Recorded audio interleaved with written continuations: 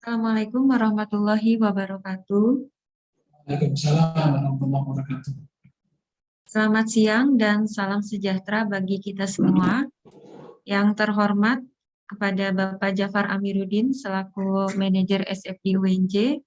Yang terhormat Pak Agung Pramono, Ketua Tim Beasiswa SFD UNJ. Kemudian ada Pak Firdaus dan Bu Eva, Tim Beasiswa UNJ. Yang terhormat rekan-rekan dosen UNJ penerima beasiswa SFD.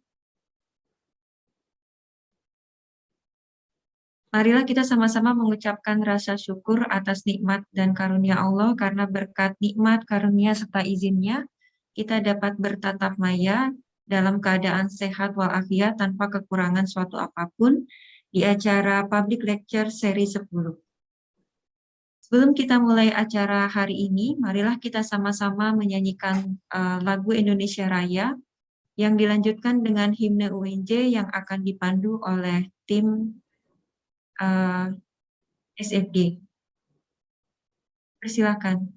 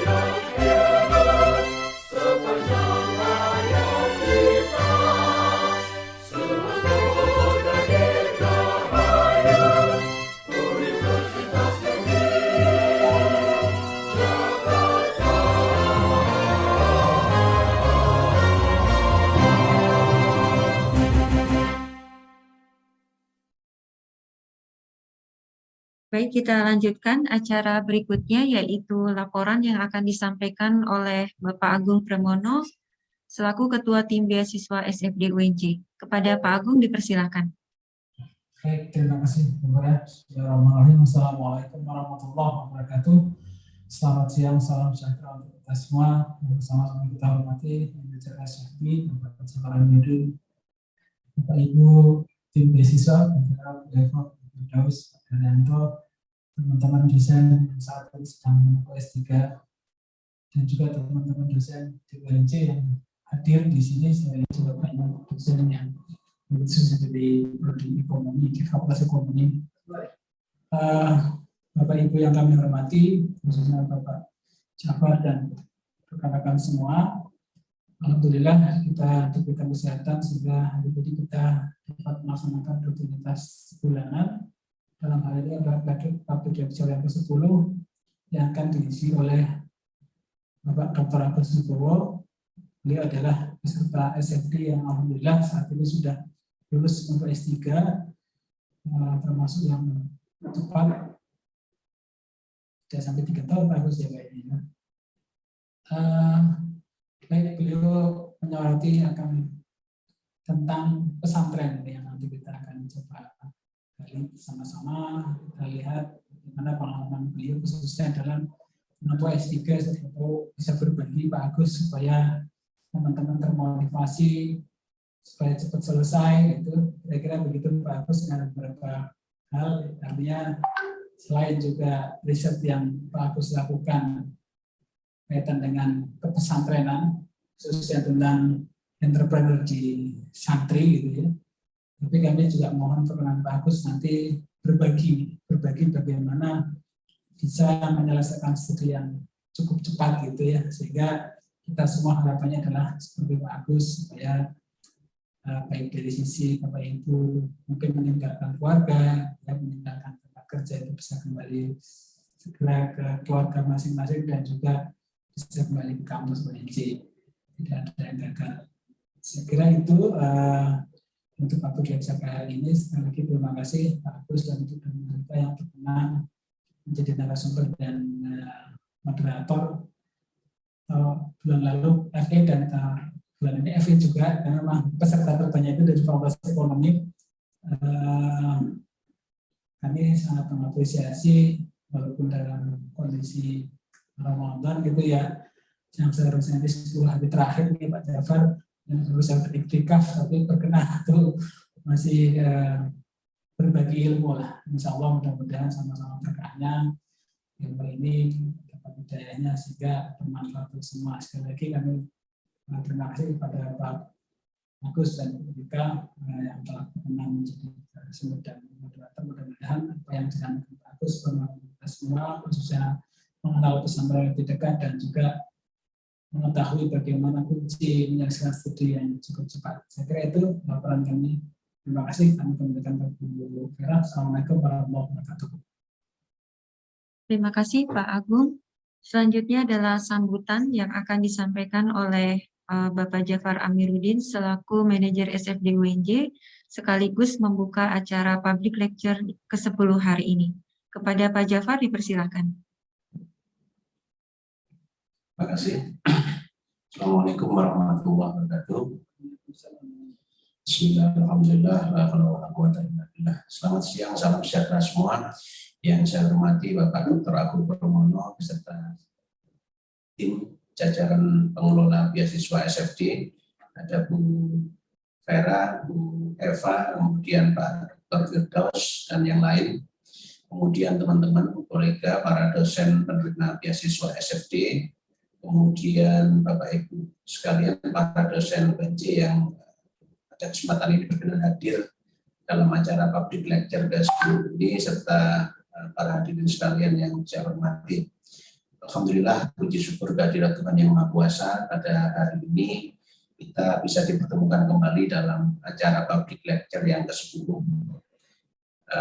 Sebelumnya kami sampaikan Profesor Dr. Siono, Wakil Rektor 1 UNJ, berhalangan hadir karena pada saat yang bersamaan, kalau tidak salah, ada acara berkaitan dengan PTNBH, dan menyampaikan salam buat semuanya.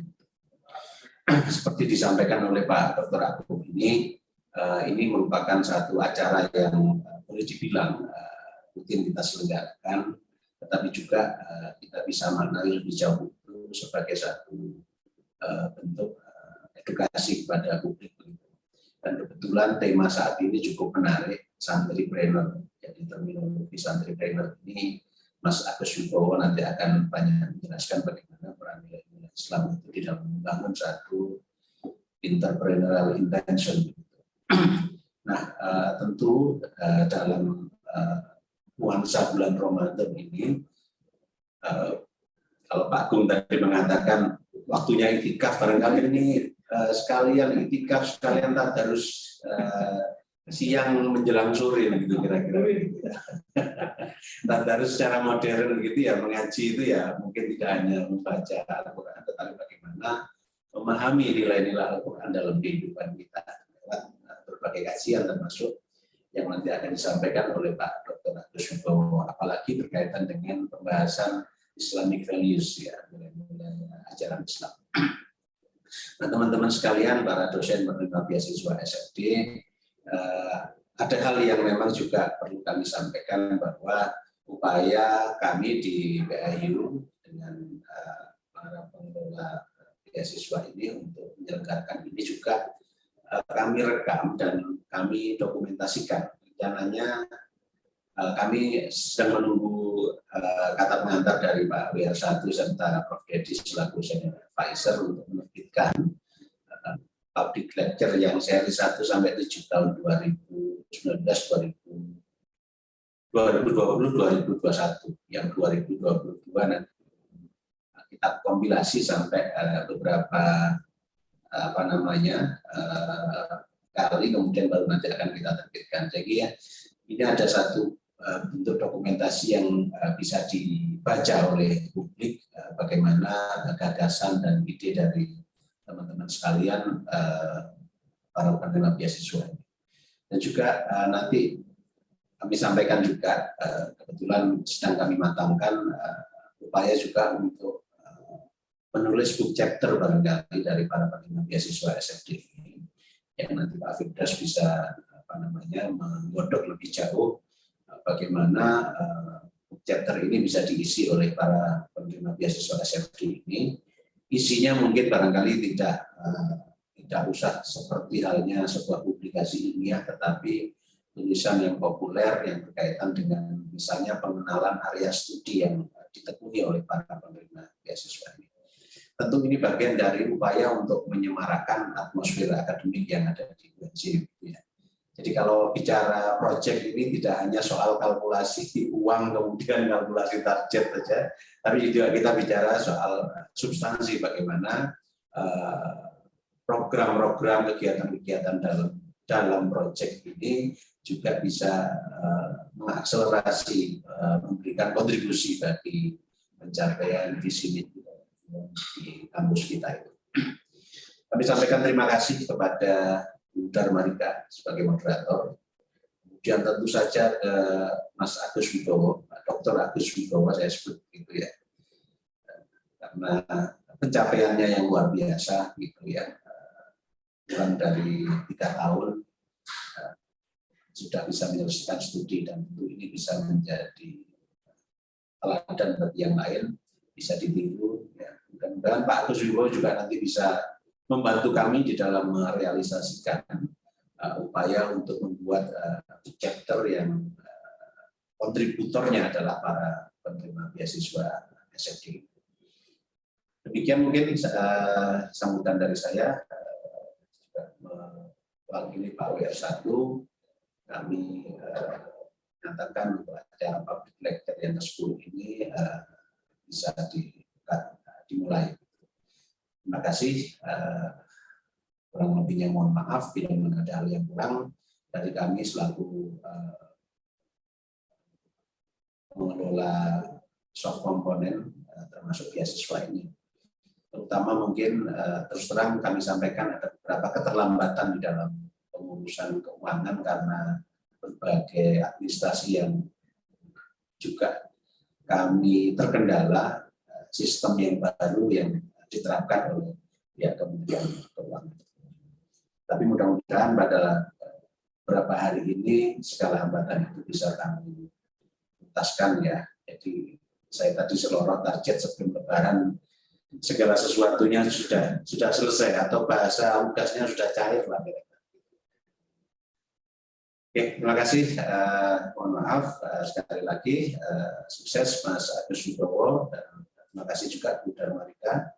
Terima kasih kepada teman-teman semua. Assalamualaikum warahmatullahi wabarakatuh. Baik, sebelum masuk ke acara utama, marilah kita sama-sama membaca doa yang akan dipimpin oleh Pak Firdaus. Pada Pak Firdaus dipersilahkan.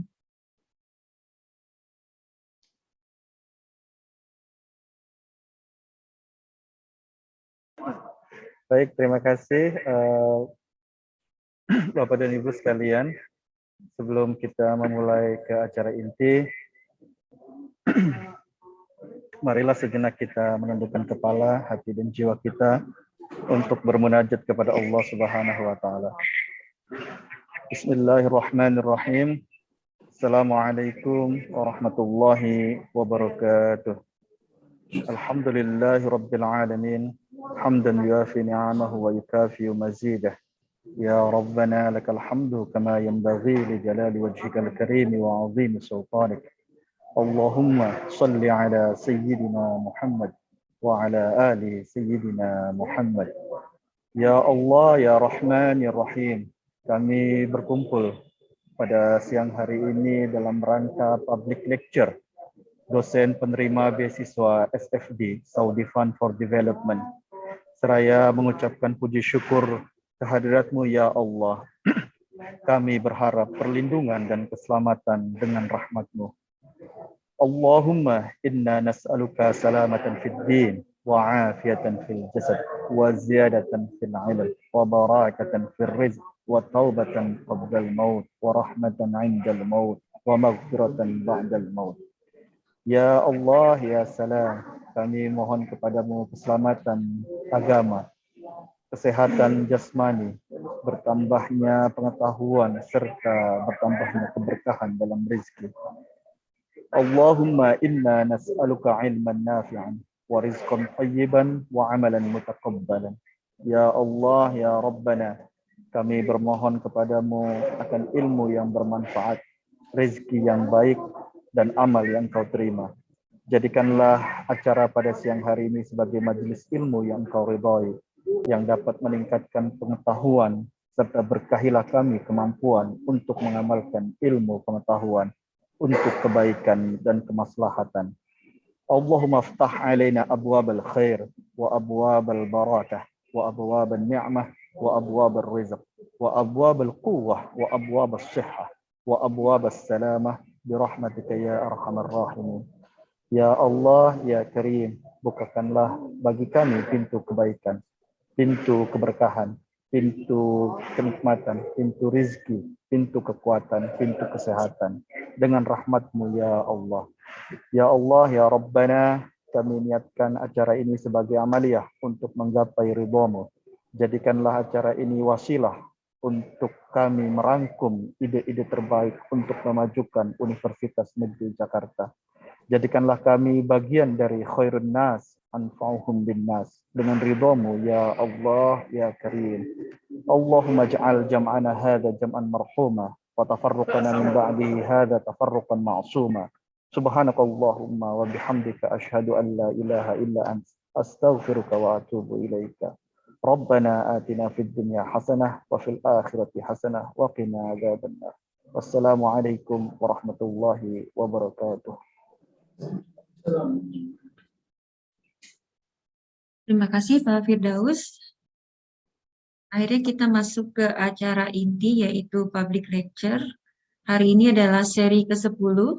Sebagai narasumber adalah Bapak Dr. Agus Wibowo, SPDI, SPD MPD. Beliau adalah dosen Prodi Pendidikan Ekonomi FEUNJ yang sudah menyelesaikan program studi S3-nya di Fakultas Ekonomi Universitas Negeri Malang.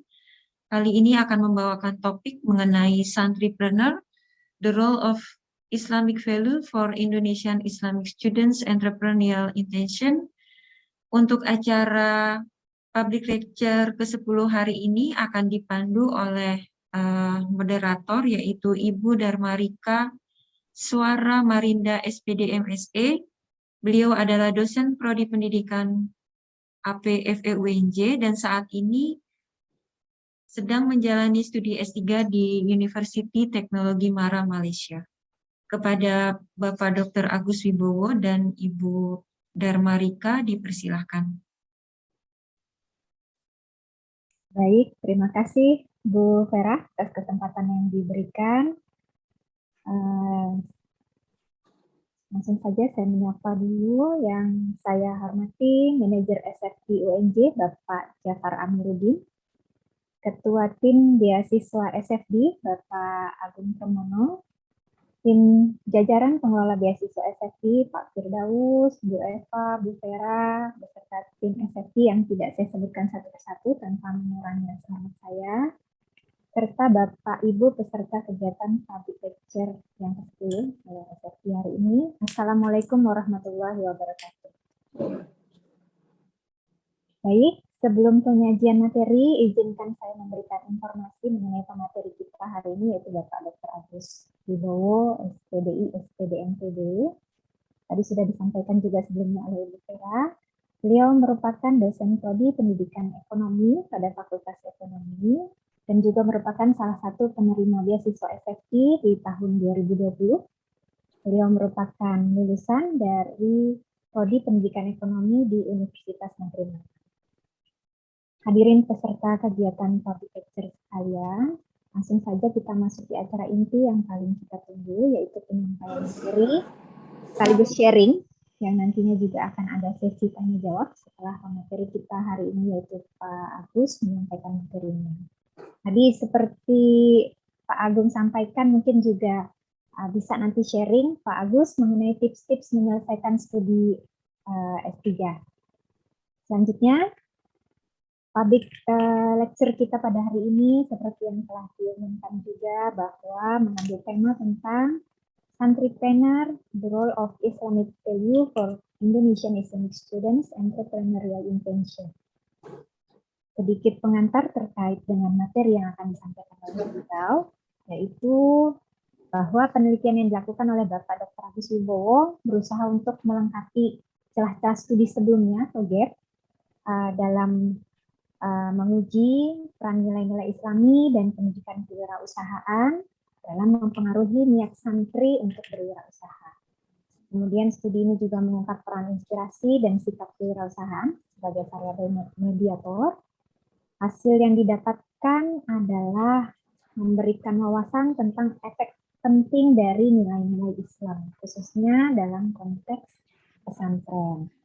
Nah, baiklah, langsung saja karena waktu sudah menunjukkan pukul 14.07, yang artinya waktu kita tinggal kurang lebih 1 jam lagi menuju pukul 15, maka penyampaian materi kami beri waktu kurang lebih 45 menit. Kemudian setelah itu ada sesi tanya jawab dan diskusi akan dibuka setelah pemateri menyampaikan materi. Demikian peraturan yang akan kita pakai pada hari ini. Selanjutnya saya persilakan kepada pemateri kita yang terhormat Bapak Dr. Agus Wibowo MPD untuk menyampaikan materi. Silakan Pak Agus. Baik, terima kasih. Assalamualaikum warahmatullahi wabarakatuh. Alhamdulillah rabbil alamin. Assalatu wassalamu ala asrofil anbiya'i wal mursalin. Sayyidina wa maulana Muhammadin wa ala alihi wa sahbihi wa sallim. Rabbi shrah li sadri wa yassir li amri wa hlul 'uqdatam min lisani yafqahu qawli. Yang saya hormati Bapak Jafar selaku Direktur SFD.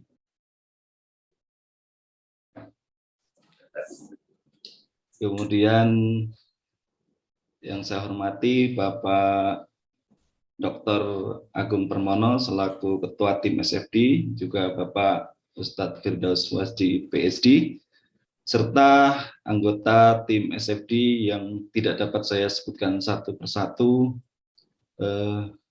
juga rekan-rekan seperjuangan penerima beasiswa SFD yang dimuliakan Allah. Mudah-mudahan semua hari ini dalam lindungan Allah, hari ini bahagia, hari ini puasa kita, ibadah kita diterima oleh Allah Subhanahu wa taala. Mohon izin,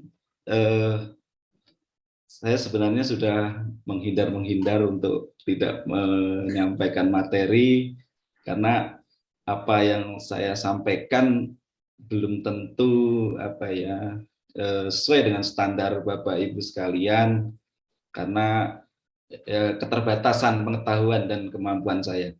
Tetapi karena waktu itu bertemu dengan Ustadz kandidat Prof. Ja'far Amiruddin pas acara pengajian itu yang kebetulan duduk di samping saya, maka saya tidak bisa menghindar dan tidak bisa melarikan diri. Semoga apa yang saya sampaikan ini nanti memuaskan beliau dan tidak dicoret dari alumni SFD. Baik, Bu Rika, juga saya mengucapkan terima kasih karena Bu Rika sudah berkenan pulang ke Indonesia. Oh belum ya, masih dari Malaysia ya, untuk jauh-jauh dari Malaysia untuk menjadi moderator. Saya luar biasa sekali ya. Berbahagia. Biasanya saya dengan Bu Rika itu pasangan organ tunggal, saya yang mengiringi keyboard dan beliau yang nyanyi. Nah kebetulan ini kebetulan ini agak berbeda. Mohon maaf nanti Bu Rika kalau apa yang saya sampaikan kurang berkenan dan sebagainya. Mohon izin share screen. Baik Bapak Ibu sekalian yang dimuliakan Allah, pejuang SFD yang berbahagia. Apa yang saya sampaikan ini nanti sifatnya singkat saja ya. Mudah-mudahan kalau ada yang dapat diambil, mudah-mudahan bisa menginspirasi. Kalaupun tidak ada, mungkin nanti Bapak Ibu bisa memberikan masukan demi kesempurnaan apa yang sudah saya tulis. Judulnya itu latar belakang itu terkait dengan program pemerintah, yaitu terkait dengan santripreneur ya. Karena pemerintah saat ini tidak hanya mevitalkan pendidikan kewirausahaan dari tingkat SD sampai perguruan tinggi, tapi juga merambah ke pesantren, seperti studinya Fatur Rahman tahun 2019. Kemudian sejumlah studi juga mencatat bahwa ternyata pondok pesantren itu tidak bisa dianggap sepele ya. Pondok pesantren tidak bisa dianggap sepele karena sejak dahulu, bahkan sebelum berdiri negara Republik Indonesia ini, pesantren sudah sangat mandiri. Pesantren tidak hanya meluluskan para bapak bangsa ya, bahkan mohon maaf mungkin yang ada di forum ini adalah lulusan pesantren sebagian ya, sebagian besar. Kita ketahui pesantren tidak hanya mengajarkan agama saja kepada santrinya, tapi juga pesantren telah mendidik para santrinya untuk menjadi sosok yang berbudi pekerti luhur ya, kemudian ulet, jujur, hormat kepada guru ya. Bahkan seorang santri itu tidak berani untuk menatap gurunya ya. Bahkan ketika seorang kiai lewat, santri itu akan merelakan tangannya untuk diinjak sebagai jalan bagi sang guru atau kiai. Saking takzimnya santri kepada kiai, apa yang diucapkan kiai itu menjadi sebuah perintah yang tidak bisa tidak dilaksanakan. Itu yang membedakan mungkin ya antara pesantren dengan institusi pendidikan yang lain. Kemudian santri juga dididik menjadi pekerja keras ya, karena saya juga mengalami menjadi santri itu tidak enak ya, kadang makan juga kurang ya, apalagi kalau kiriman juga kurang, makan bareng-bareng itu sudah suatu hal yang biasa dengan lab yang tidak lazim lah, istilahnya tidak di bawah standar untuk anak-anak zaman sekarang ya. Kemudian pesantren juga membimbing bahkan menjadikan santri itu memiliki mental yang pantang menyerah. Mungkin juga itu juga saya rasakan ya. Jadi ketika ditolak Skopus berkali-kali saya tidak pantang menyerah gitu ya. Dan ikut ujian SFD juga saya juga tidak pantang menyerah ya, meskipun mungkin sebelumnya tidak lolos gitu ya. Kemudian sejumlah studi juga mencatat bahwa potensi besar dari pesantren ini sangat mendukung agenda pemerintah khususnya dalam menambah kuantitas pengusaha baru, tentu saja dari lulusan pesantren. Apalagi program Kementerian Agama sekarang yang juga digawangi oleh Bu Darmarika dan teman-teman, ada Pak Dianta, ada program kemandirian pesantren ya, yang luar biasa sekali. Ini tentu dalam rangka memperbanyak jumlah entrepreneur atau pengusaha dari dunia pesantren. Dengan tentu saja apa? Karena pesantren sudah memiliki bekal karakter yang sebagian besar adalah mirip dengan karakter yang menjadi kriteria dari seorang entrepreneur. Selanjutnya, beberapa literatur yang saya baca itu esensi kebijakan santripreneur itu diantaranya adalah santri sekarang itu dituntut tidak hanya ahli pada bidang keagamaan, tapi juga dituntut untuk menjadi seorang pengusaha. Karena ada perintah kiai yang merupakan bagian dari hadis Nabi, khairun nas anfa'uhum linnas. Jadi sebaik-baik orang adalah yang berguna dengan orang lain. Dan itu juga yang saya temui di pesantren Sidogiri, bahwa mereka bahkan yang dari Madura itu mereka dikatakan menjadi di pesantren itu kalau mondok di pesantren Sidogiri. Kalau hanya tidak di pesantren Sidogiri, mereka belum dikatakan mondok ya. Karena dengan menjadi santri di Sidogiri, mereka berharap menjadi khairun nas anfa'uhum linnas. Jadi orang yang berguna bagi orang lain. Kemudian sejumlah studi juga mencatat bahwa sebenarnya santripreneur ini langkah strategis pemerintah dalam rangka menumbuh kembangkan karakter wirausaha sekaligus memperbanyak kuantitas pengusaha baru lulusan pondok pesantren. Nanti saya kalau keliru mohon ditegur ya Bu Darmalika, karena Ibu juga di tim khusus pesantren, mohon ditegur nanti kalau saya keliru. Kemudian apakah tidak ada riset terkait dengan kewirausahaan di pesantren? Kalau saya mengatakan tidak ada, itu adalah gegabah. Karena sudah banyak sekali literatur yang mengkaji baik secara kualitatif maupun kuantitatif terkait dengan pesantren. Kalau saya mengatakan bahwa belum ada, nah itu saya adalah orang yang gegabah. Bahkan bisa dibilang saya tidak membaca. Oleh karena itu, studi ini bukan sesuatu yang baru ya, bukan sesuatu baru yang tiba-tiba ada gitu ya. Tiba-tiba ada. Sebelumnya studi-studi terkait dengan pesantren, dalam hal ini pengaruh nilai-nilai Islami terhadap intensi berwirausaha itu sudah banyak dikaji orang. Studi mutakhir dikaji oleh Rehan di Pakistan, di Pakistan kalau tidak salah tahun 2019 di jurnal Scopus Q1 itu Rehan mengatakan bahwa memang sudah saatnya umat muslim itu mengkaji nilai-nilai Islami itu sebagai rujukan dari kegiatan kewirausahaan. Karena kewirausahaan muslim itu berbeda dengan kewirausahaan barat. Yang saya dapatkan dari Rehan, kalau kewirausahaan barat itu endingnya adalah kapital. Tetapi kalau kewirausahaan muslim itu endingnya adalah khairun nas anfa'uhum linnas. Nanti kalau saya keliru mohon diingatkan Bu Rika ya. Kemudian studi ini berusaha melengkapi celah-celah studi sebelumnya ya.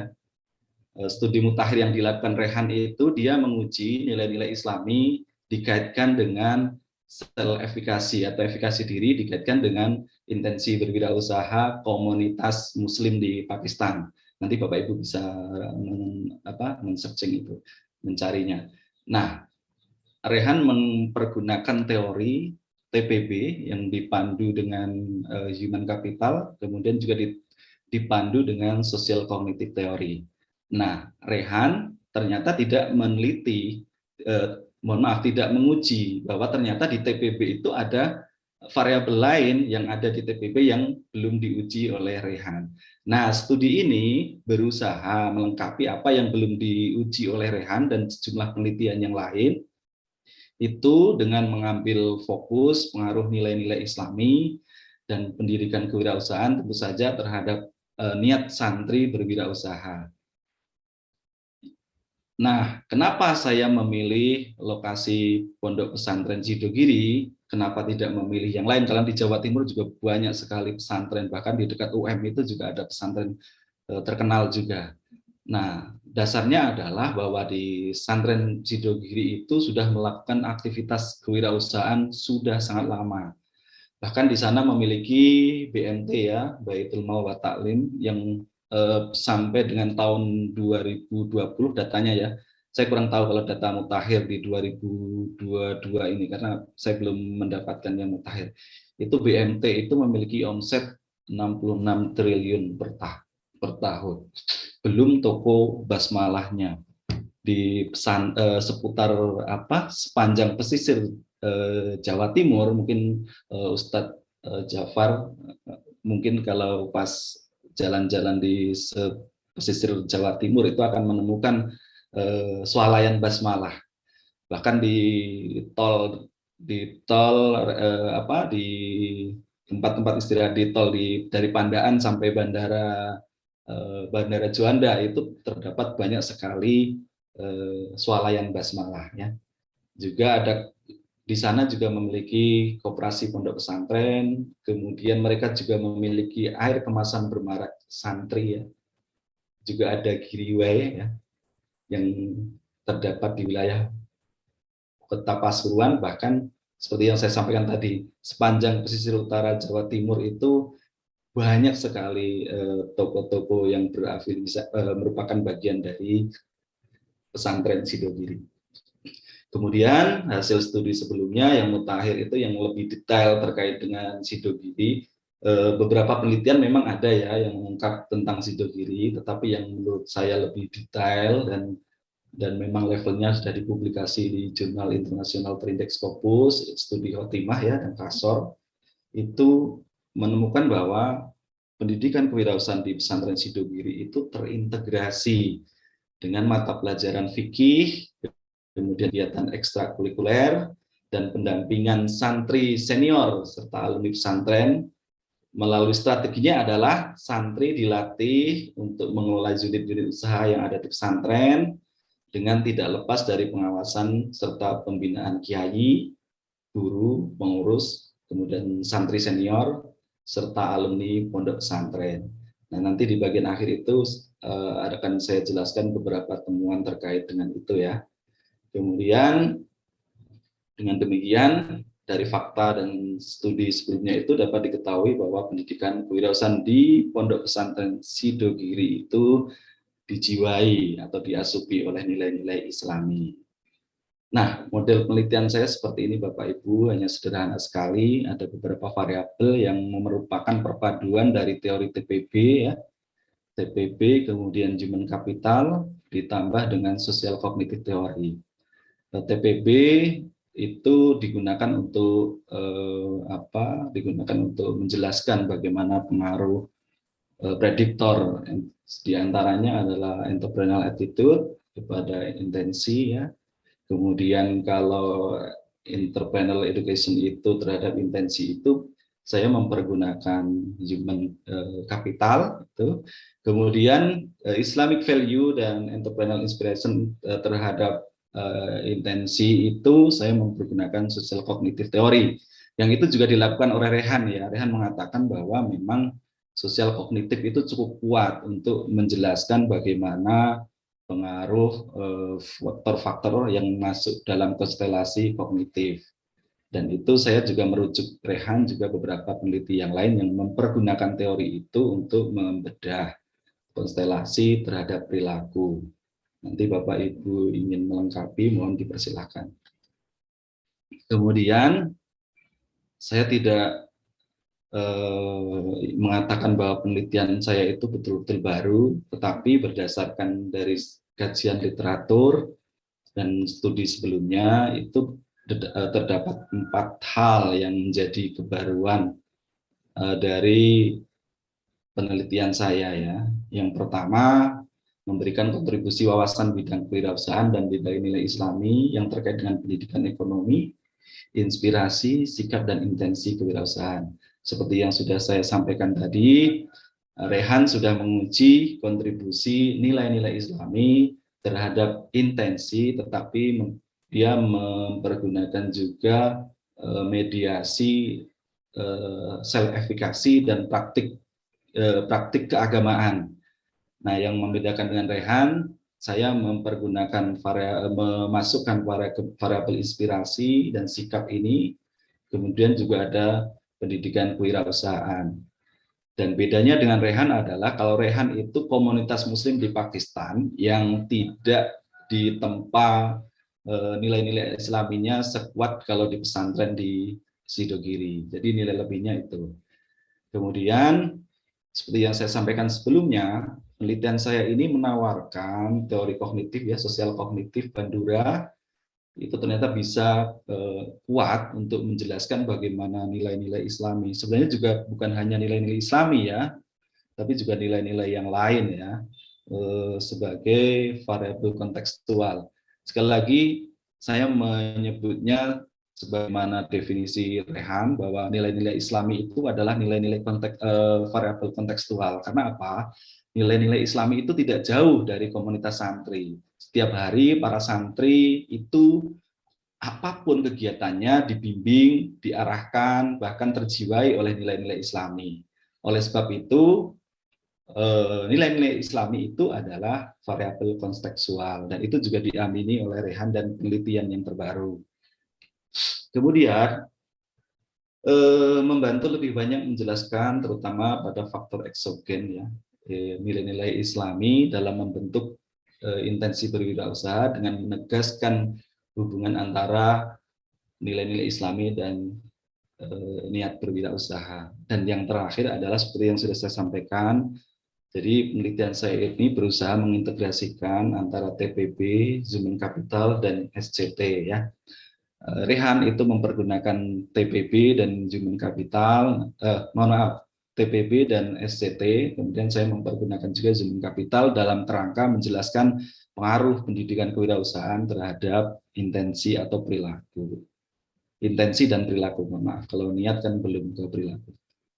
Nah, hipotesisnya ini seperti ini Bapak Ibu, ada 9, tidak perlu saya jelaskan lebih lanjut. Kemudian populasinya itu santri di pesantren Sidogiri, dan kebetulan di sana itu tidak ada santri perempuan. Saya sudah bahagia banget bisa masuk pesantren Sidogiri, dalam hati ingin ketemu dengan santriwati gitu ya. Ternyata di sana saya tidak menemukan santriwati ya. Yang ada, nah ini seperti contoh Bapak Ibu yang di foto ini adalah santri yang belum bisa menguasai bahasa Arab, mereka tidak boleh tidur di dalam ruangan. Mereka bahkan pas saya penelitian itu mereka tidur di sampingnya, ini adalah kuburan. Foto yang paling bawah ini Bapak Ibu. Ini adalah sampingnya adalah kuburan. Mereka tidur di sini. Hujan pun mereka juga tidur di sini. Mereka akan diperkenankan masuk ke ruangan ini apabila sudah menguasai bahasa Arab dasar. Jadi memang luar biasa prihatinnya ya. Coba kalau saya disuruh tidur di samping kuburan, bukannya ilmu yang masuk, malah mungkin kesurupan malahan ya. Jadi seperti itu. Jadi santri yang memang pembekalannya luar biasa, santri yang belum memahami bahasa Arab dasar ya terutama, itu belum diperbolehkan masuk ke dalam ruangan ini. Kalau mereka hanya menitipkan bajunya ke santri senior dan seperlunya saja mengambil dan sebagainya. Selebihnya mereka akan mengaji, belajar bahasa Arab di sini dibimbing oleh para santri senior. Kemudian sampel ini saya ambil dengan menggunakan teknik acak bertingkat profesional. Kemudian dari itu saya dapatkan 380 santri atau sekitar 4,76% dari jumlah santri yang terlibat dalam kegiatan kewirausahaan. Seperti yang sudah saya jelaskan kemarin tadi, bahwa santri-santri yang belum bisa bahasa Arab ini belum terlibat dalam kegiatan kewirausahaan karena boro-boro mau terlibat magang ya, karena mereka belum menguasai bahasa Arab. Kemudian instrumen yang saya gunakan tentu saja berdasarkan kajian literatur dan studi relevan sebelumnya. Intensi berwirausaha ada 9 item dari Linan dan Chen.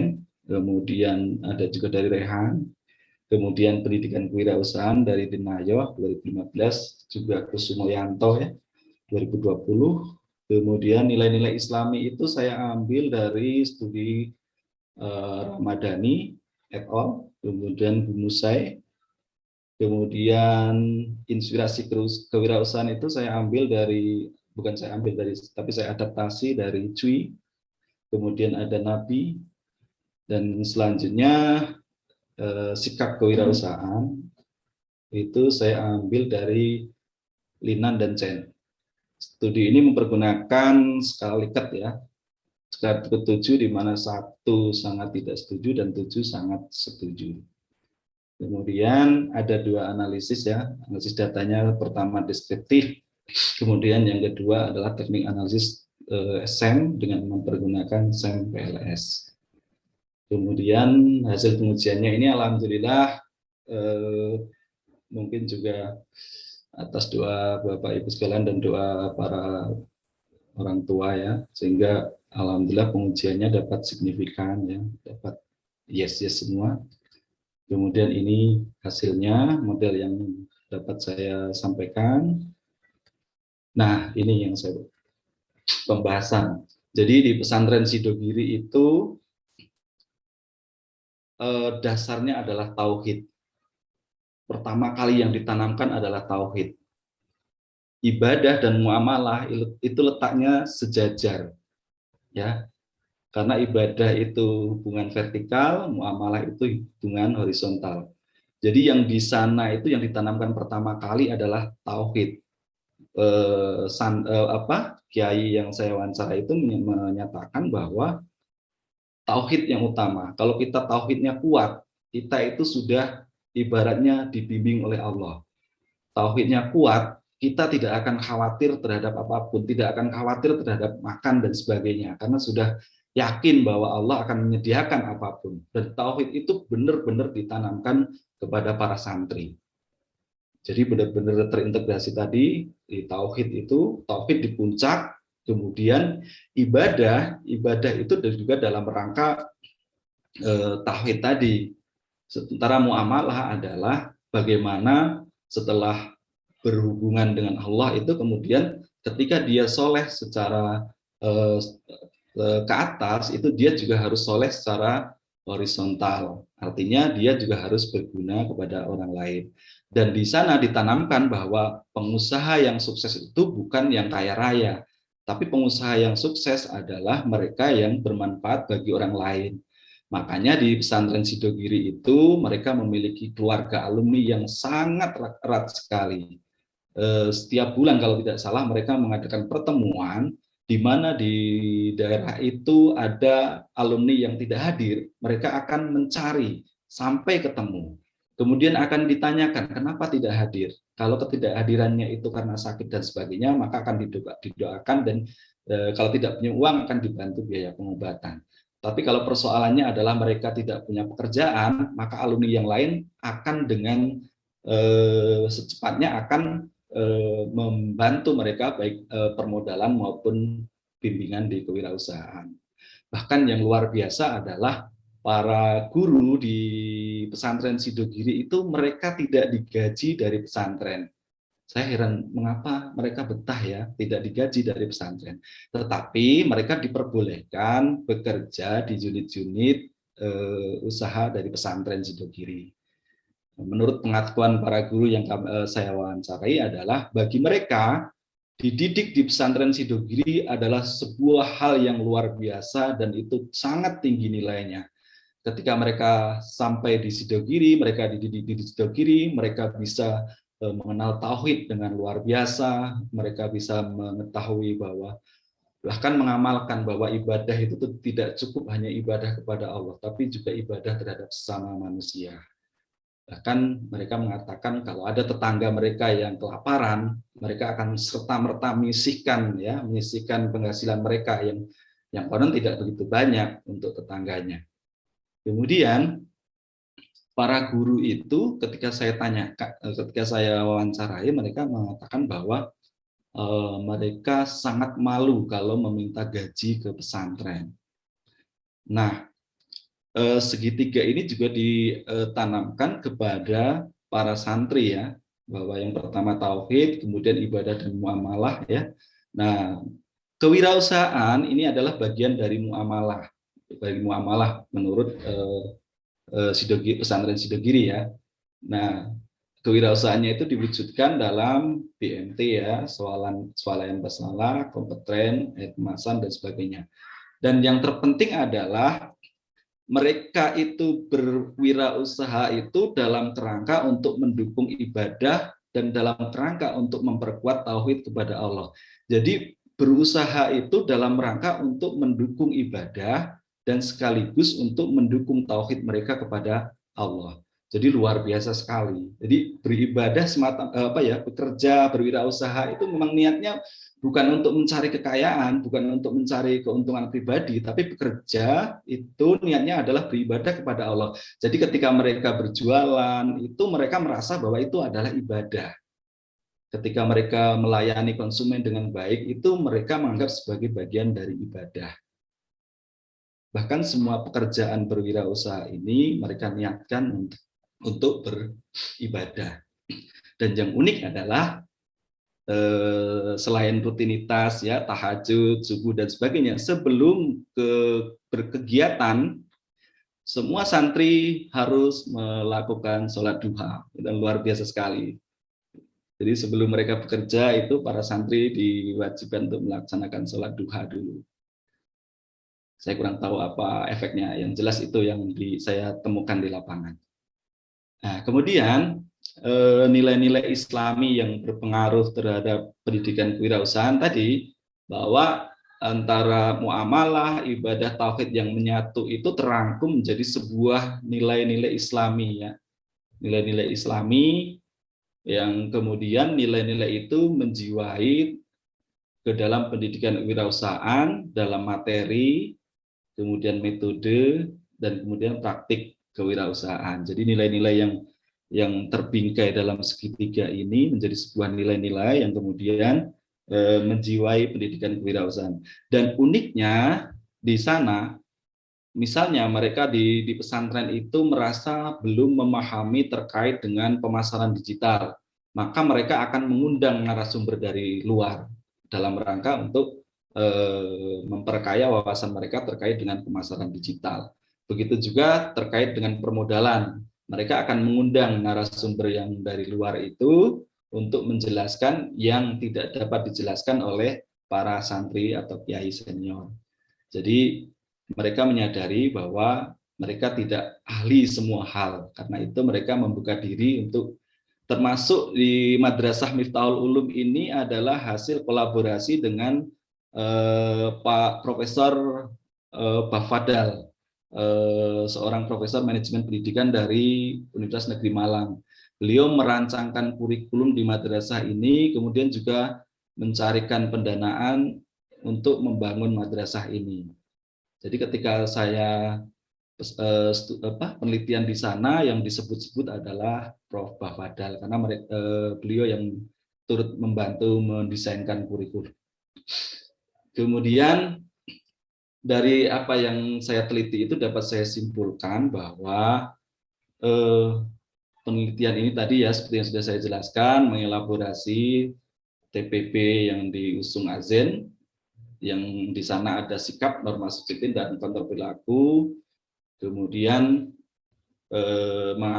mengusung juga teori human capital punya Becker ya 1975, juga sosial kognitif Bandura 2001, dalam kerangka untuk mengungkap interaksi antara hal-hal kognitif termasuk nilai-nilai Islami pada niat individu.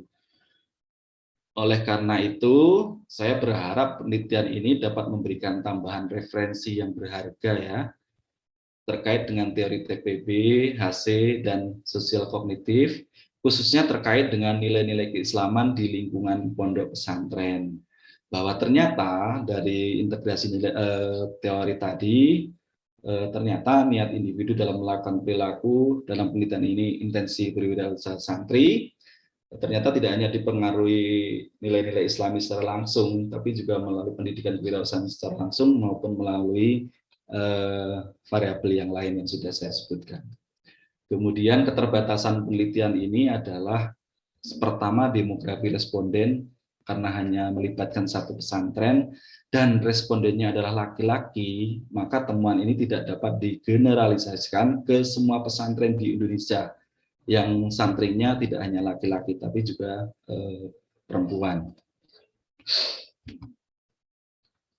Maaf.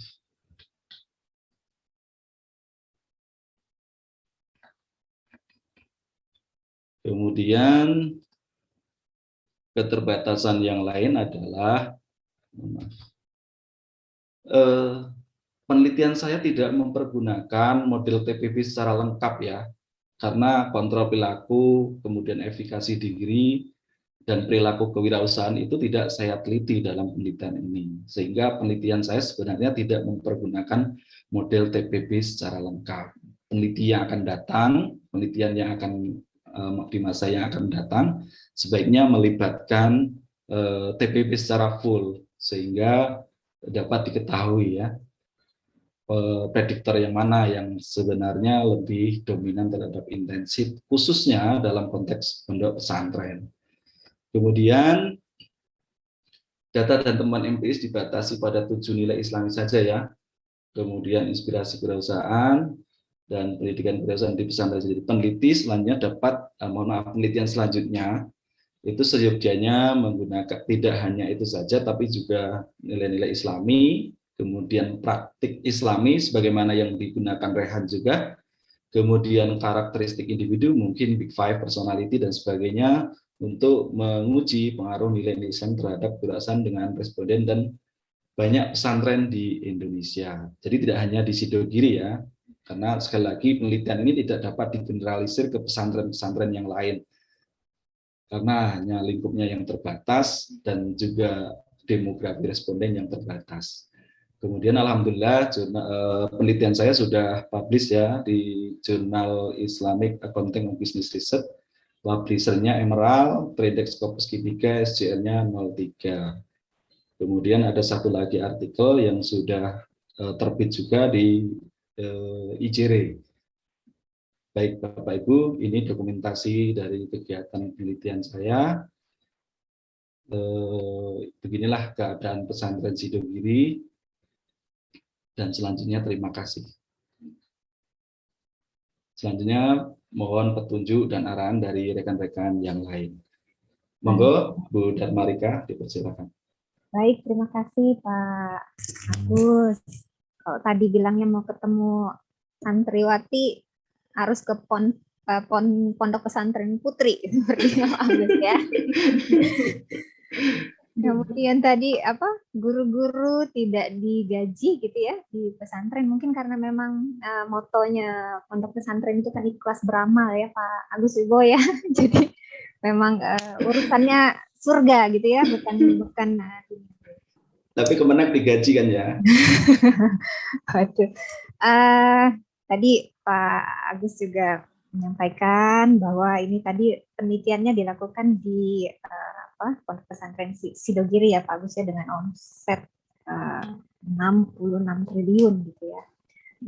Ini bisa menjadi benchmark buat pondok pesantren yang lain ya, untuk bisa melihat bagaimana BNP dan koperasi di Pondok Pesantren Sidogiri ini sudah berhasil begitu ya Pak Agus ya. Walaupun tadi tidak bisa digeneralisasikan, tapi menurut saya bisa menjadi role model untuk pondok pesantren lain, bisa mengadopsi atau mengadaptasi bagaimana pondok pesantren Sidogiri ini bisa sampai memiliki omset yang sangat besar. Kemudian ada satu lagi tadi yang saya ambil kesimpulan dari Pak Agus tadi, santri memiliki sikap pantang menyerah gitu ya tadi ya. Nah, ini terbukti memang nih di Pak Agus Wibowo, alumni santri gitu ya. Tadi tidak pantang menyerah, di reject gitu ya Scopusnya. Jadi sudah ada satu tips nih dari Pak Agus mengenai tips lulus tepat waktu itu, salah satunya adalah sikap pantang menyerah.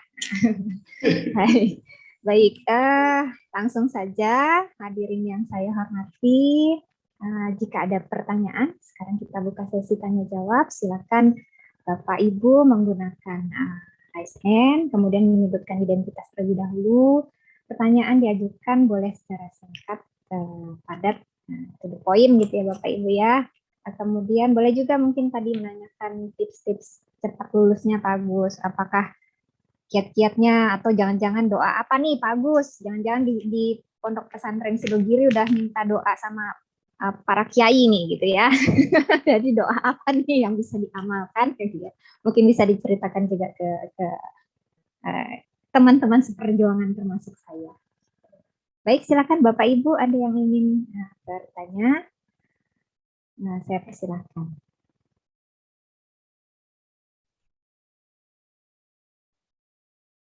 Belum ada yang tanya, Pak Agus.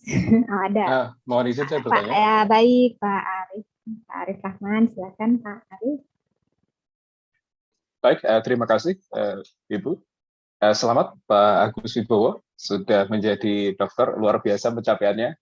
Ya mudah-mudahan kami yang beasiswa berikutnya ya paling tidak tambah-tambah waktu ya Pak Agung ya. Baik. Menurut saya ini judul yang menarik ya, menarik karena apalagi simbolnya itu di Pondok Pesantren Sidogiri.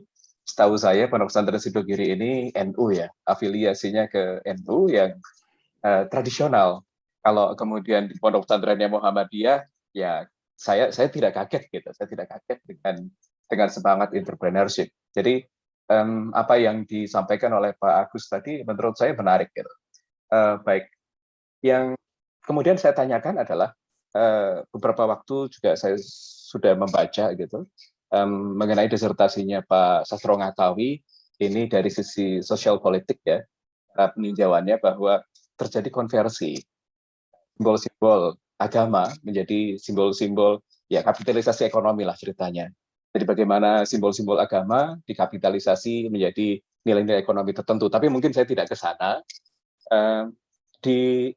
Kalau menilik ke belakang misalnya, Syarikat Islam ini dulu menjadi kekuatan ekonomi dan kekuatan politik yang luar biasa besar.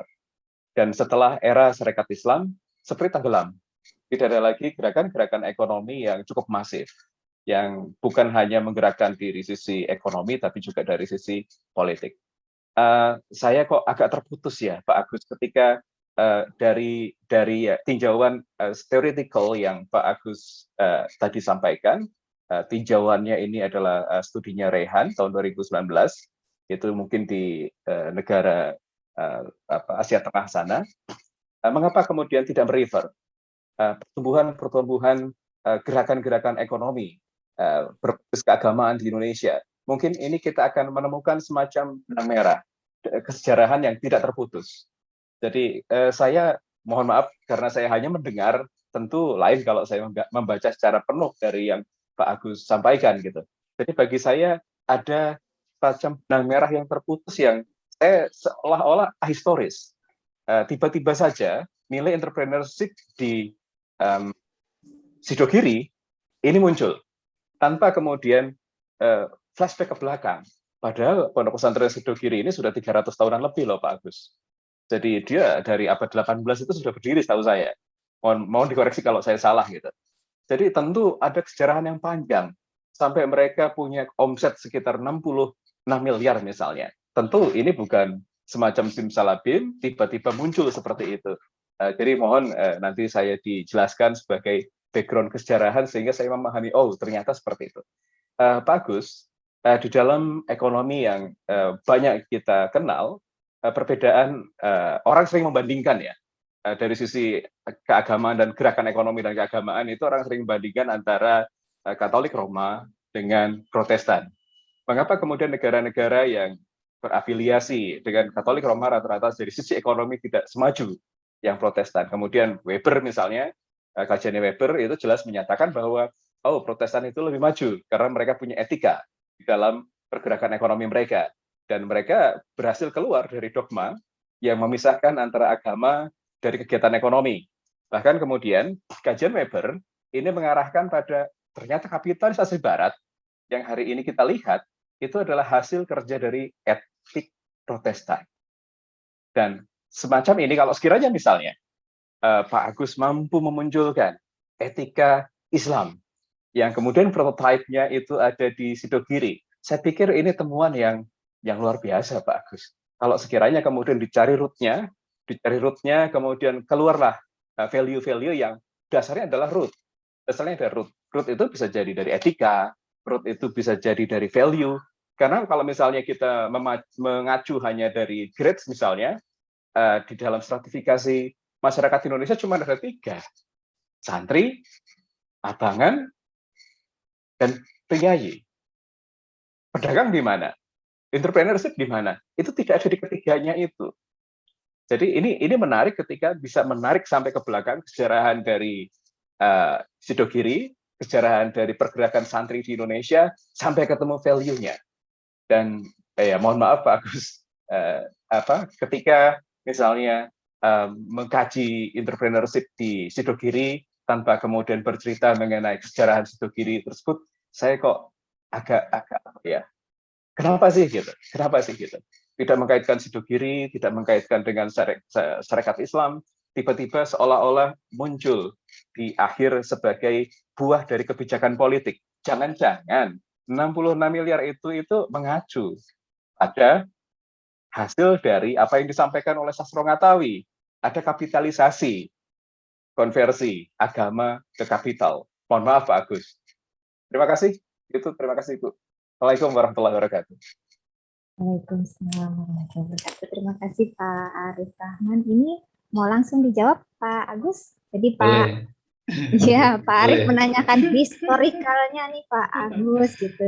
Kok tiba-tiba muncul langsung nilai entrepreneurship di Sidogiri? Nah mungkin ada ininya, historinya seperti apa gitu ya. Iya. Baik, silakan Pak Agus. Oke. Sudut pandang penelitian saya tentu saja bukan kesejarahan ya. Jadi fokusnya harus jelas dulu, duduk persoalannya, baru kemudian saya melangkah ke itu. Sebenarnya juga di bagian pendahuluan di disertasi saya itu dijelaskan juga sejarahnya terkait dengan bagaimana proses Sidogiri menjadi sampai seperti sekarang itu merujuk pada studi-studi literatur sebelumnya.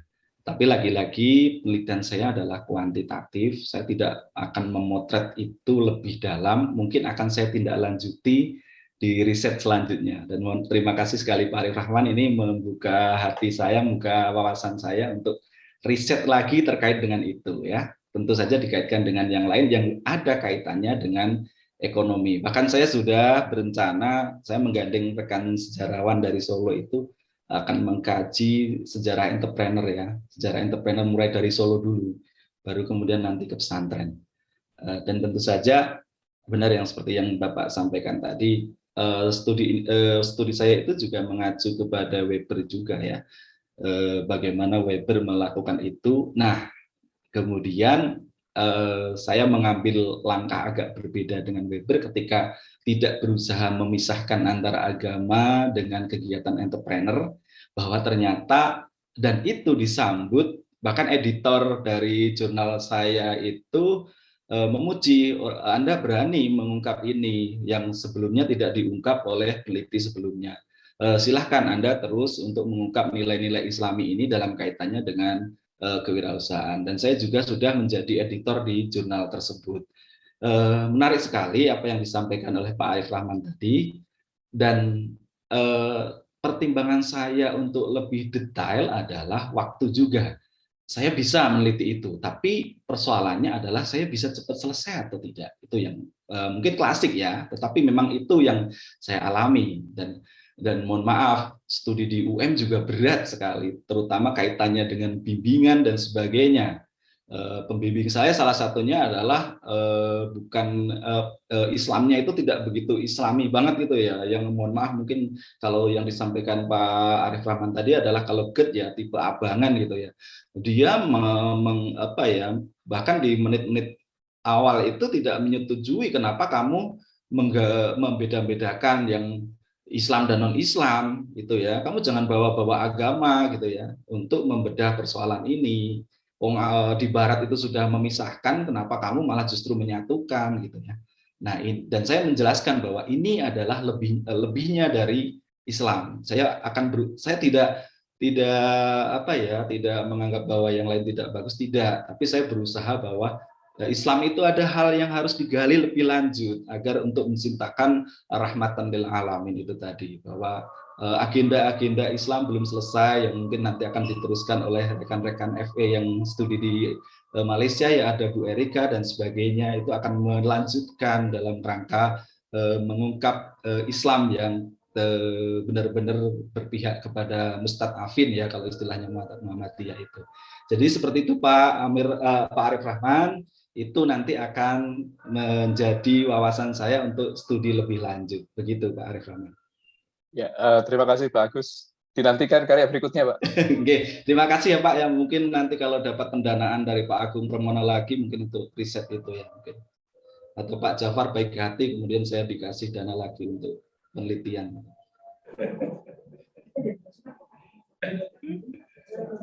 Baik, terima kasih Pak Agus Wibowo. Bapak Ibu yang lain, ada yang ingin menanyakan kembali mengenai topik hari ini, Pak Agus, entrepreneur atau tips-tips tadi mengenai studi. Oke, silakan Bapak Ibu, masih ada waktu.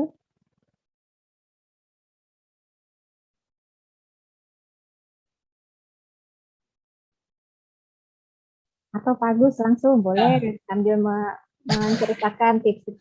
Ya Pak Agus. Oh ada.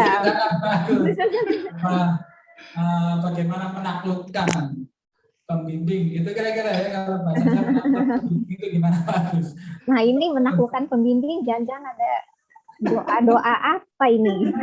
Iya lah, biasanya kalau dari Pak Yai itu doanya manjur. Doanya manjur. Ya baik, silakan Pak Agus. Silakan. Mungkin agak tidak rasional ya, tapi mungkin itu yang saya lakukan selama ini, J. Mohon maaf kalau nanti dianggap tidak rasional dan sebagainya ya. Yang pertama, saya mempergunakan amalan yang disampaikan oleh Ibu dan Kiai saya dulu, bahwa yang pertama sehabis sholat itu selalu mengirimkan Fatihah ke semua pembimbing ya. Ya tujuannya adalah ya mereka senantiasa dalam lindungan Allah, itu tujuannya, itu aja sih sebenarnya. Perkara yang lain itu adalah kehendak Allah ya, karena betul. jadi semua pembimbing dikirim Fatihah, tetapi bukan surat Yasin ya, yang jelas Fatihah.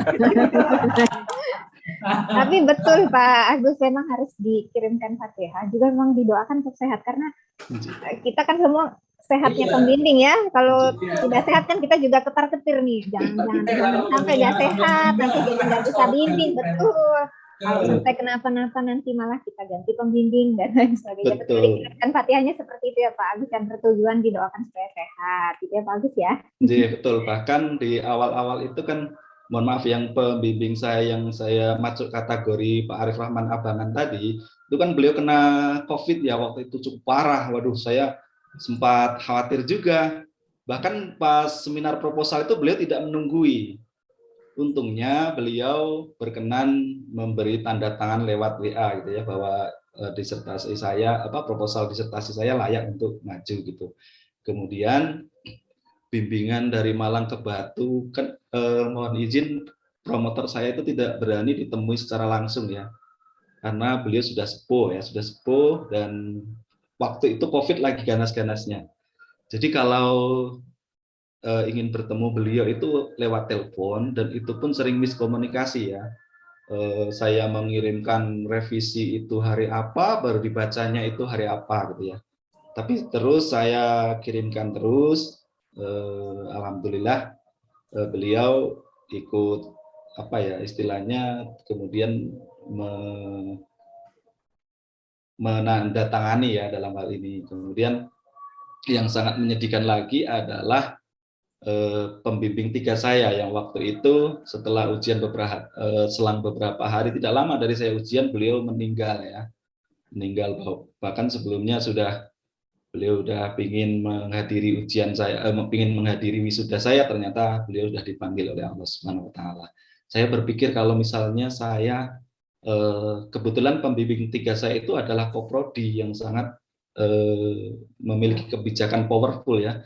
Saya membayangkan kalau pas meninggalnya itu saya belum lulus akan jadi apa saya gitu ya. Dan ternyata itu dialami oleh teman-teman saya yang sekarang juga belum selesai juga prosesnya, bahkan seminar proposal pun belum gitu ya. Jadi itu tadi yang pertama, didoakan para pembimbing dan promotor kita agar senantiasa sehat, habis sholat dibacakan Fatihah ya. Silakan sesuai dengan keyakinan masing-masing, mau pakai bahasa Arab atau pakai bahasa Indonesia. Terus yang kedua selalu minta doa kepada ibu ya. Kalau saya sudah tidak punya ayah, jadi ya saya minta. Dan yang terakhir memang pantang menyerah itu. Dan sebenarnya tidak sesimpel ketika tiba-tiba lulus ya, ada penderitaan yang luar biasa, bahkan sampai saya stresnya menghadapi promotor itu saya buat lagu, Pak Ja'far, karena saya saking stresnya. Kalau saya ngunggah lagu itu bukan karena saya bahagia, saya lagi stres itu. Jadi benar-benar itu saya luapkan di musik ya. Saya buat beberapa lagu sampai dibilangin, kamu itu dosen apa mau jadi musisi gitu ya. Ya dalam langkah untuk melepas kegalauan dan kebuntuan, karena kalau buntu itu udah pasti tidak selesai dan ujung-ujungnya ya kita tidak lulus. Kemudian strategi selanjutnya adalah, karena di UM itu adalah persyaratannya bisa ujian tertutup kalau artikel sudah terbit. Maka saya mengkomunikasikan dengan promotor 1, 2, dan 3 agar begitu mendapat data itu saya langsung olah data. Kemudian saya membuat artikel dulu. Nah, artikel itu saya buat dulu, saya submit, baru saya mengerjakan disertasi. Jadi modelnya seperti itu. Tidak disertasi selesai, baru membuat artikel, baru submit, itu tidak. Saya membuat artikel dulu berdasarkan data yang sudah saya ambil, karena saya kuanti ya. Kemudian itu saya submit ke jurnal dan tidak serta-merta diterima. Dalam catatan saya hampir 6 kali ya bolak-balik sampai akhirnya editor mengatakan artikel Anda bagus, layak. Itu terus hari berikutnya dikirimi untuk menjadi editor di jurnal tersebut. Kemudian antara artikel dengan disertasi itu ternyata juga berubah total, karena kalau artikel kan kita mengikuti maunya editor. Nah, kalau disertasi kita maunya pembimbing ya. Jadi benar-benar saya seperti perang dalam hati ya. Maunya editor begini, maunya pembimbing begitu gitu ya. Sampai berlama-lama, tapi alhamdulillah akhirnya bisa selesai juga. Dan itu drama tidak berhenti sampai di situ. Waktu itu saya juga tidak diperbolehkan dulu untuk ujian, karena sepanjang UM itu belum ada yang lulus secepat itu gitu ya. Terus kemudian saya juga dipending juga untuk tidak segera ujian gitu ya. Kemudian menunggu beberapa waktu sampai akhirnya saya menemukan panduan akademik dari UM yang menyatakan bahwa tidak mengindahkan waktu, minimal 5 semester, kalau artikel sudah terbit boleh lulus gitu ya. Nah, itu yang saya gunakan untuk menghadap ke prodi dan akhirnya diperkenankan untuk ujian. Nah, alhamdulillah ada rekan saya juga yang sebelumnya juga sudah lulus. Jadi saya bareng-bareng dengan dia karena sama-sama memotivasi gitu.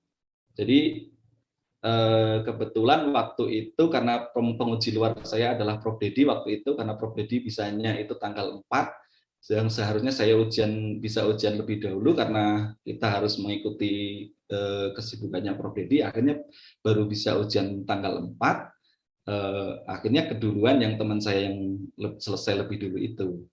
Nah, ketika teman saya itu sudah selesai, maka tidak ada kecemburuan ketika saya lulus gitu ya, artinya memang lulusnya wajar gitu, karena mohon maaf Jawa Timur itu luar biasa ya kerasnya itu. Ini Agus ini siapa mendapat kemudahan seperti ini, siapa ini gitu. Sampai ada salah satu dosen yang waktu itu hendak memprotes gitu ya, karena saya hendak diluluskan itu. Tapi begitu ada salah satu teman yang juga sudah lulus, alhamdulillah saya tidak jadi diprotes. Dan selang 1 bulan, alhamdulillah juga ada dosen dari Unimed yang kebetulan satu kelas dengan saya yang juga sudah lulus. Kalau saya hitungannya adalah 3,5, kalau dia 3,6 tahun gitu. 2,6 tahun, kalau saya 2,5. Begitu Bu Rika yang dapat saya sampaikan, dan yang sebenarnya prinsip saya mengerjakan disertasi adalah bagi saya yang penting selesai. Untuk mendalam lebih lanjut itu nanti setelah saya lulus dan matang lagi untuk melakukan penelitian. Karena ketika disertasi yang saya hadapi itu bukan diri saya sendiri, tapi orang lain, terutama adalah promotor dan kompromotor yang tentu egonya itu tidak sama dengan saya. Jadi target saya waktu itu adalah yang penting selesai dulu. Perkara untuk mendalam lagi itu adalah setelah lulus. Dan insya Allah itu akan saya lanjutkan setelah saya lulus ini. Kira-kira itu yang dapat saya sampaikan Bu Darmarika, yang sedikit yang saya alami. Sekali lagi, saya tidak hebat, tapi ini adalah kehendak dari Allah yang mungkin ya, yang melalui doa-doa dari orang-orang mulia tadi. Begitu Bu Rika. Baik, super sekali. Terima kasih Pak Agus. Jadi sudah ada tips-tipsnya kita dapat dari Pak Agus. Yang pertama tadi ya, mengirimkan Fatihah kepada dosen pembimbing, bukan dengan tujuan lain, tapi mendoakan supaya sehat. Betul tadi ya Pak Agus, saya tidak terbayang kalau misalnya meninggalnya sebelum sebelum ujian dan lain sebagainya, pasti akan berbeda lagi ceritanya nih di sini gitu ya Pak Agus.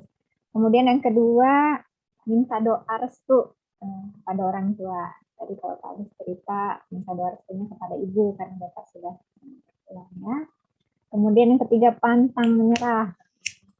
Tadi disampaikan juga di materi sebelumnya. Kemudian yang keempat, tipsnya komunikasi dengan baik kepada supervisor gitu ya, atau pembimbing. Yang kelima, membuat artikel itu atau publikasi itu sambil berjalan ya Pak Agus ya. Sambil berjalan, tidak menunggu sampai dengan disertasi selesai.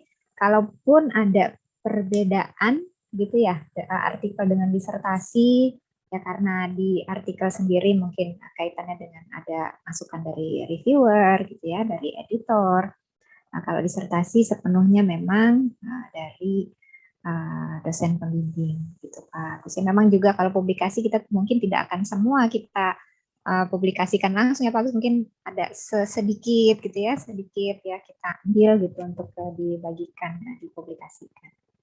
Kemudian yang terakhir tipsnya, yang penting selesai dulu. Wah ini kayaknya ini saya juga seperti nanti yang penting selesai dulu gitu ya Pak Agus, betul, yang penting selesai dulu. Tadi bagus ya, masukan bahwa nanti akan ada lebih mendalami. Nah itu nanti setelah lulus gitu ya Pak Agus ya. Yang penting untuk bisa selesai tepat waktu, selesai gitu ya, selesai dulu semuanya, untuk ada masukan dan lain sebagainya itu bisa insya Allah untuk tahapan selanjutnya. Mungkin itu saja, kalau tidak ada yang bertanya lagi, saya ucapkan terima kasih kepada Pak Agus Wibowo selaku pemateri kita pada hari ini, dan juga seluruh hadirin yang telah berpartisipasi juga dalam kegiatan public lecture kali ini. Akhir kata, saya selaku moderator undur diri. Saya kembalikan ke Bu Vera selaku MC kita pada kegiatan hari ini. Terima kasih. Wabillahi taufiq wal hidayah. Wassalamualaikum warahmatullahi wabarakatuh. Waalaikumsalam warahmatullahi wabarakatuh.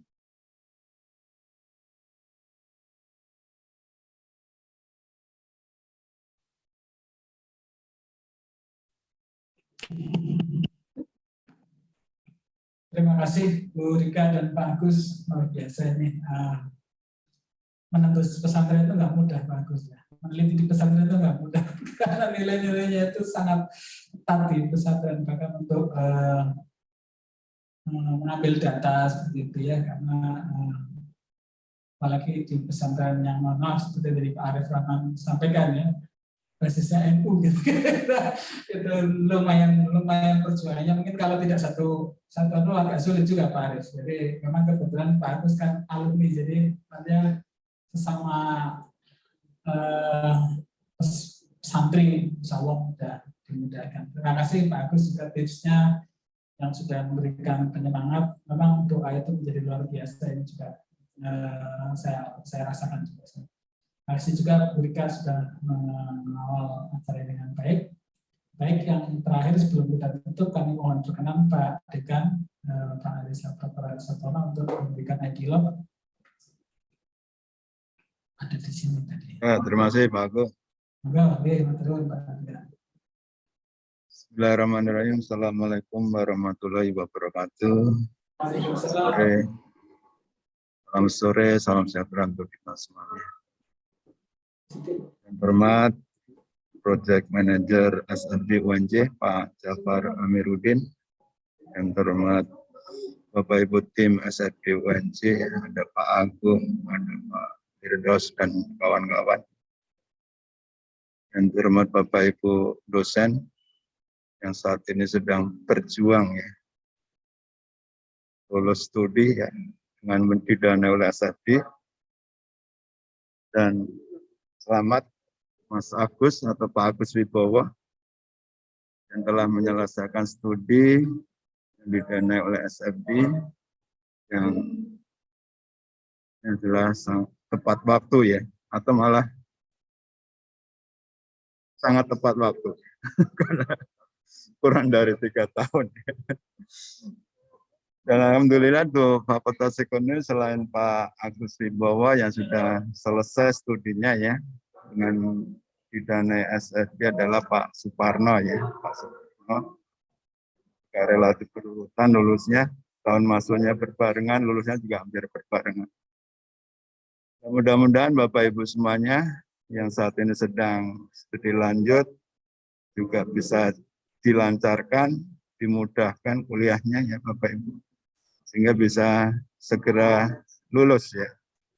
Lulus sebelum pendanaan SFD itu berakhir ya. Pada kesempatan ini saya mengucapkan terima kasih atas kesempatan yang diberikan kepada ya, terkait dengan epilog, pemberian epilog ya kepada public lecture ya yang disampaikan oleh Pak Agus Wibowo ya. Yang mana tadi menarik ya yang disampaikan Pak Agus di sini terkait dengan santripreneur ya.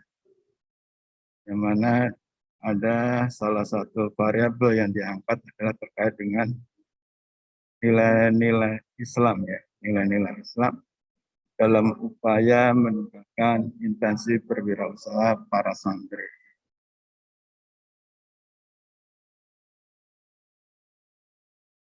Yang mana kalau itu diterapkan saya kira bisa berkah dunia dan akhirat ya Pak Agus ya. Jadi dunia berkah, akhirat juga berkah ya ketika di dalam berwirausaha pun menerapkan nilai-nilai Islam.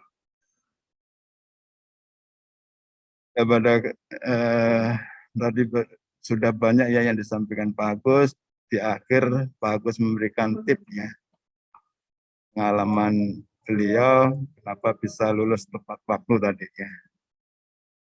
Kalau dari pengamatan saya, selain apa yang disampaikan Pak Agus tadi ya, memang salah satu faktor juga yang menentukan Pak Agus ini lulus tepat waktu adalah ya, human relation-nya.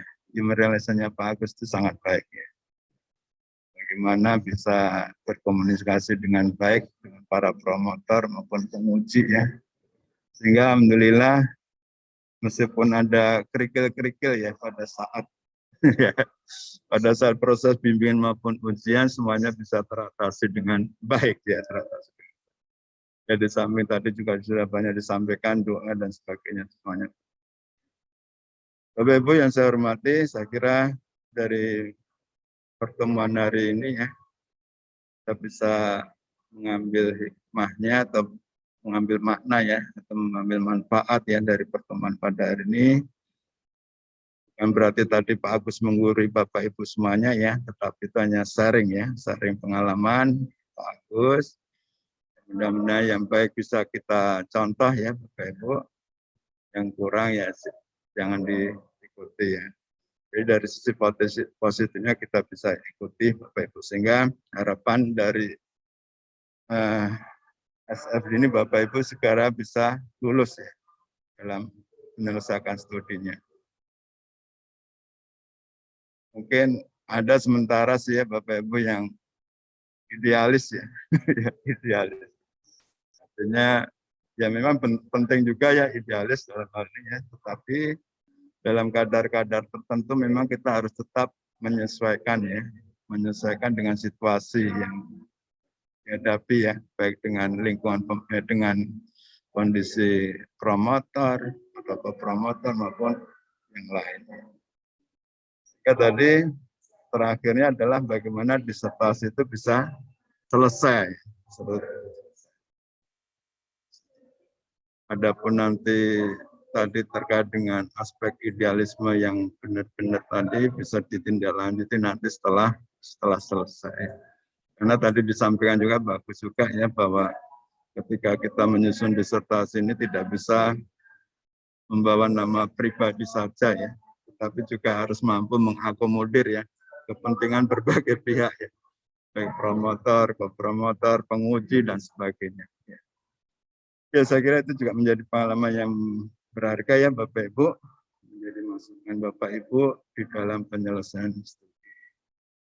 Saya kira itu Bapak Ibu yang bisa saya sampaikan. Mohon maaf sekiranya ada yang kurang dalam penyampaian saya ya.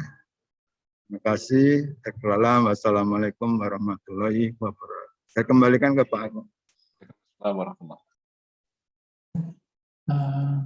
Ya Bapak Ibu, apa yang bisa saya katakan seperti menggarisbawahi yang sudah banyak bagus supaya inti ujungnya adalah selesai. Itu yang bisa kami sampaikan. Baik, sebelum kami tutup sesi ini, pesan sponsor Bapak Ibu khususnya penerima beasiswa, mohon maaf sekali lagi kami mohon perkenan Bapak Ibu untuk upload kemajuan perkembangan studi yang ada di web yang ada di sini. Mohon maaf saya screen sebentar. Suratnya juga menyusul dari Pak WR1, Pak Jabar ya. Jadi yang ini Bapak Ibu, ini kami kebetulan sebagai pengelola sehingga kami mengecek satu persatu dokumen yang diunggah oleh Bapak Ibu. Nah, dari pihak pengelola beasiswa khususnya Pak Jafar di SFD itu selalu ditanya perkembangan ini per semester. Jadi kami mohon bantuannya Bapak Ibu penerima beasiswa untuk bisa mengunggah data-data yang memang sudah diperoleh. Memang kan per semesternya berbeda ya. Jadi kami mohon misalkan berarti kan sekarang sebenarnya adalah akhir semester genap ya, akhir semester genap, nanti ke semester gasal di 2023. Saat ini kan semester genap 2021-2022. Ya, mohon Bapak Ibu peserta beasiswa silakan login kembali di yang ini sebenarnya alamat yang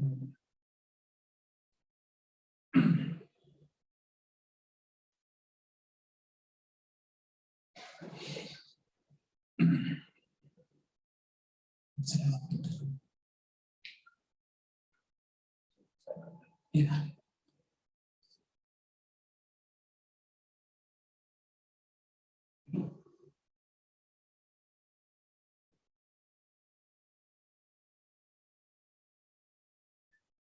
Ya, ke yang alamat ini Bapak Ibu, monggo untuk login lagi untuk bisa mengunggah data-data yang perkembangan studi, mungkin yang sudah dapat transkrip atau yang sedang menyusun proposal, bagaimana sehingga laporan semester kemarin, ya per semester yang dilewati. Jadi kalau yang sekarang 2020 berarti sudah 4 semester.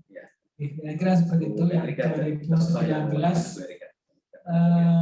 Sebentar saya masuk lagi sebentar ya.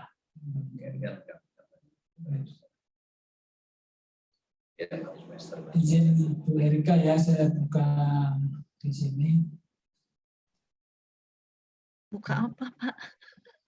Buat kantor. Apa-apa, bukan buka Bu Erika, buka dokumennya. Kami lihatnya dari sini, monitoring. Nah, ini sudah diunggah semua. Gitu. Maksud saya, kami ngeceknya per semester ini aplikasi akan otomatis akan men-checklist kalau Bapak Ibu sudah mengunggah dokumen perkembangan studi per semester seperti ini. Kira-kira seperti itu Bapak Ibu. Kalau publikasi kan memang tidak ada setiap semester. Tapi minimal asuransinya kalau memang ada SPP publikasi SPP-nya, terus perkembangan studinya, apakah kalau tidak ada mata kuliah berarti minimal ada keterangan dari Bapak Ibu sendiri, disclaimer gitu ya, disclaimer dari Bapak Ibu sendiri telah melakukan sampai tahap mana. Kalau memang tidak ada mata kuliah, kalau memang ada mata kuliah silahkan diunggah saja transkrip akademiknya. Itu simpelnya seperti itu Bapak Ibu. Jadi ini untuk mempermudah kita semua ketika nanti ada monitoring dari Kementerian Pendidikan dan juga Kementerian Keuangan. Bappenas sampai Bappenas. Jadi ini sekali lagi kita mohon kerjasama bersama. Memang kadang kita terlambat, tapi mohon yang menjadi kewajiban kita semua dua pihak itu bisa kita lengkapi lah. Kira-kira seperti itu Bapak Ibu. Kami berusaha untuk juga memenuhi semua yang hak-hak Bapak Ibu, tapi kami juga mohon dibantu untuk bisa memulainya dari. Ada tambahan Pak? Oh, saya kira itu Bapak Ibu dari kami. Sekali lagi terima kasih atas kehadirannya. Mohon nitip ini pesan sponsor supaya kalau bisa dalam